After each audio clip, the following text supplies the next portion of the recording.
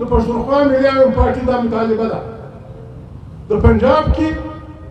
کم سے کم بنیادی تعلیم په پنجابي ژبه په سند خدا په سرایکي کې کم سے کم بنیادی اول تعلیم په سرایکي ژبه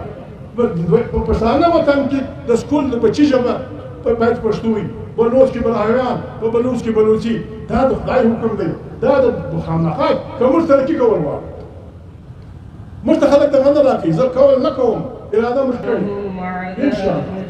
ته ورګورو خبره وکړه وکیل مو وکړه بل مو وکړه لږ مو بل اخته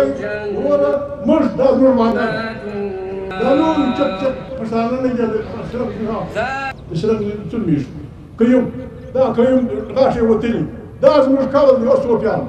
دا زموږ کول دی موږ به ترې کښېنوو که خدای کول که خدای کول په تا به د پښتو الف ب زده کوو په تا به پښتو لیکل زده کوو ته به انشاءالله لکه یې خپل کار وکړو بله ژبه ضروري ده اوس یو شپانه دی فرض کړه د کلیوالو خلکو د دغه دپاره یو پښتون شپانه دی د بل کار نه دی کړی دی په توبه کې دی په خراسان کې دی په غزني کې دی په مکور کې میږي پیایي دا سړی د میږو د ناجوړۍ د میږو د څرولو د میږو د ورشو د میږو د ژمي و د پلاني په دغه هر چا څه کوي خو خالق دې کې تکلیف دا دی چې دی خوراکی د خپله خبره نشي لیکلی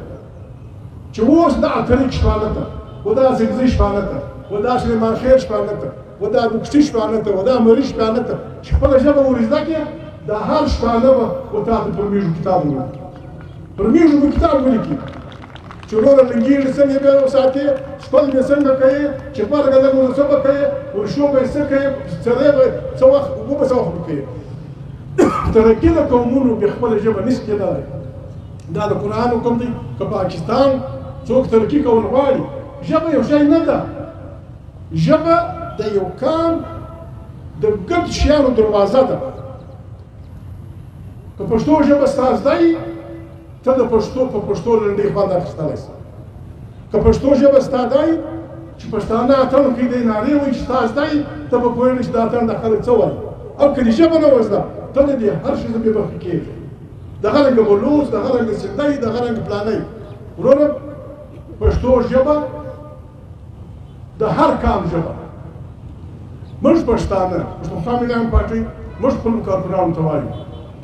چې د هر کام د ژبې به احترام کوي د هر کام د ژبې دی لنګ تړي دی سپتلونه اغوندي دی نیکر اغوندي دی عربي دی دی هر څوک چې دی لکه د ځان د پګړۍ عزت پر تا ګران دی د بل د پګړۍ به عزت کوي پر تا خپله مور ګرانه ده د بل د مور به عزت کوي پر تا خپل مذهب ګران دی د بل د مذهب به عزت کوي دارنګه به انسانان موږ په مخ وي بله خبره عزیزانو د پښین خلک به دلته ناست دي ټول پارټۍ کارکونانو ته